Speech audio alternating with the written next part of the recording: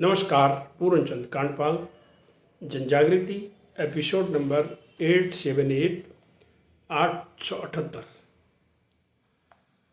आज आपको काम के बारे में थोड़ा सा बताना चाहता हूँ। काम को हम जब हमारे मन में कोई चीज़ आती है कि इसको शुरू करें या न करें, कोई लक्ष्य मान लिया आपने रखा है, कुछ करना आप बढ़ना चाहते हैं जीवन में, तो बाधाएं आती हैं।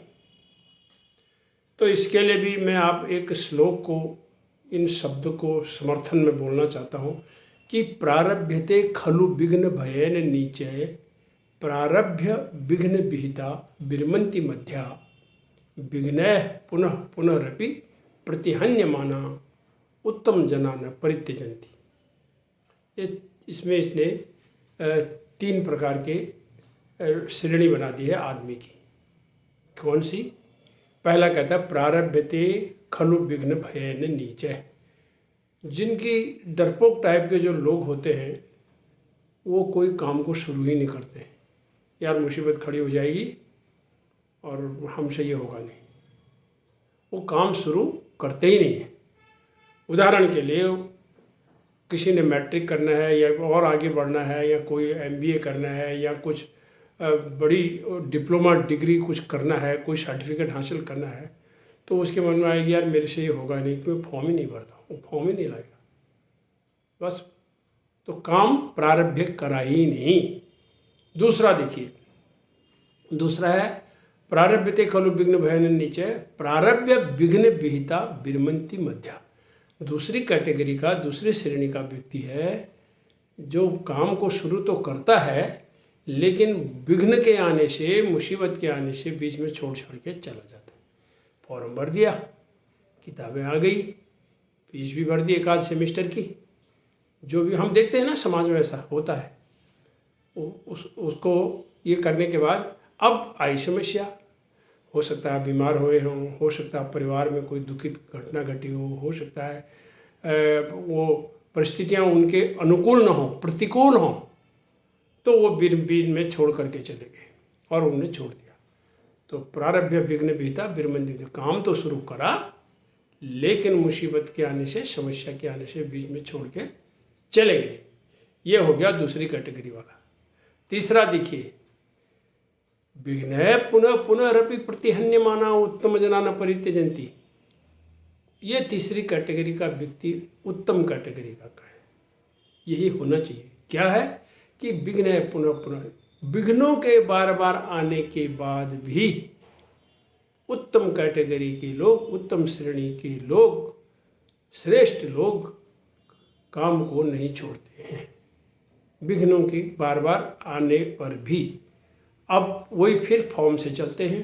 किसी भी प्रकार की एग्जामिनेशन का फॉर्म आप लेके आए, अब मैं मुसीबत कितनी आएंगी, पढ़ाई करनी पड़ेगी, मैं और घर की समस्या, परिवार की समस्या होगी।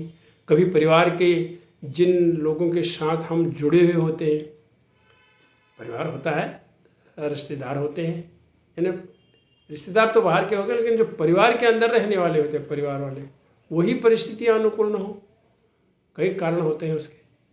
तो वो उसके बावजूद भी वो लोग कहते हैं नहीं, मैंने ये करना है, मैंने ये करना है। जैसे आज के दिन का उन्होंने हिसाब रखा कि मुझे आज इतनी पढ़ाई करनी है, और तो आज वो उतना करेंगे, चाहे वो जैसे करेंगे, जब करेंगे। यही तो तपस्या है। अगर सारे लोग ही तपस्या करते तो फिर तो सारे उत्तम जन हो जाते समाज में। आपको आगे बढ़ने के लिए, अपनी पहचान बनाने के लिए, भीड़ में अपना सिर अलग से दिखाने के लिए आप कोई करना पड़ेगा। मैं एक उदाहरण देता हूँ। दशरथ माझी का नाम आपने सुना होगा। ये दशरथ माझी का जन्म 14 जनवरी 1934 को हुआ था और इनकी मृत्यु हुई थी 17 अगस्त 2007 को 73 साल की उम्र में। इन पर एक पिक्चर भी बनी, माउंटेन मैन। सीधी बात बता देना चाहता हूँ कि इन्होंने एक हथौड़ा और छेनी लेकर के बिहार में गया के नज़दीक गहलौर नाम के गांव में 360 फुट लंबी, 30 फुट चौड़ी और 25 फुट ऊंची चट्टान को काट करके सड़क बना दी और इसमें इन्हें समय लगा 22 वर्ष। इनकी पत्नी की मृत्यु हो गई थी इसी जगह पर। उसी में इन्होंने संकल्प कर लिया कि मैं इस चट्टान को काट के रहूँगा। और चट्टान होते हुए 55 किलोमीटर जो रास्ता था लंबा जा करके जाने का, तो अपनी पत्नी फाल्गुनी के उसमें वो 55 किलोमीटर से अब घट कर के वो दूरी 15 किलोमीटर हो गई। और ये अतरी और वजीरगंज ब्लॉक की दूरी जो थी पहले 55 किलोमीटर थी और अब कितनी हो गई, 15 किलोमीटर। इसको कहते हैं विघ्न पुनः पुनरपि। दशरथ माझी ने हार नहीं मानी और 22 साल लगे इस चट्टान को काटने में, किसी ने भी इनकी मदद नहीं करी, ये उसमें जमे रहे। दशरथ माझी जैसा उदाहरण बिरला ही इस संसार में होगा। तो विघ्नों के आने पर डरना नहीं है, आगे बढ़ना है। धन्यवाद, नमस्कार।